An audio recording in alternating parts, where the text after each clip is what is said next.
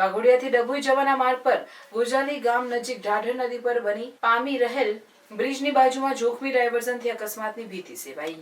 પાણીનો છંટકાવ પણ કરવામાં આવતો નથી, જેના કારણે ધૂળની ડમરીઓ ઉડી રહી છે। કોન્ટ્રાક્ટરની બેદરકારીના કારણે આખી પ્રજાને મુશ્કેલી વેઠવાનો વારો આવ્યો છે।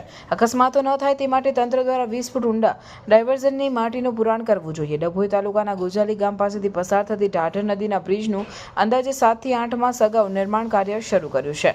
બ્રિજની બાજુમાંથી હાલમાં વાઘોડિયાથી ડભોઈ તરફ આવવા જવાવાળા ડાયવર્ઝનનો ઉપયોગ કરે છે। આ ડાયવર્ઝનની ઊંડાઈ અંદાજિત 20 ફૂટ જેટલું હોવાનું પ્રાથમિક દ્રષ્ટિએ જણાઈ આવે છે। ડાયવર્ઝનની બંને બાજુ ચડવાના ઢાળ પર અને તેમાં પણ ખાસ કરી ડભોઈ તરફના ઢાળ પર જોખમી રીતે કાચા માર્ગવાળા ડાયવર્ઝન પરથી વાહનો પસાર થતા અકસ્માત થવાની સંભાવના વધી છે। તંત્ર દ્વારા જોખમી ડાયવર્ઝનની ઊંડાઈમાં માટીનું પુરાણ કરી ઢાળ ઓછો કરે તેવી માંગ ઉઠી છે।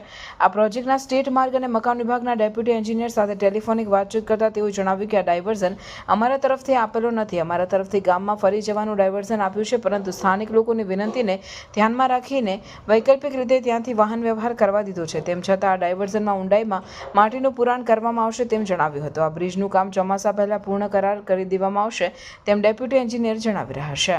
અને ગોજાલી અને વસાઈ ગામની વચ્ચે ઢાઢર નદી પર જે બ્રિજ બન્યો છે એ બ્રિજની બાજુમાં જે ડાયવર્ઝન છે એ ડાયવર્ઝન એટલું બધું ઊંડું છે કે વાહનોને અવરજવર માટે છે ને તકલીફ ઊભી થાય છે અને વાહનો પલટી મારી શકે, કાં તો ચડવામાં તકલીફ ઊભી થાય છે અને ધૂળ એટલી બધી ઉડે છે કે શ્વાસ લેવામાં આંખોમાં આવ્યો છે એટલો પ્રોબ્લેમ ઊભો થાય છે। કેટલા ઊંડો ખાડો છે?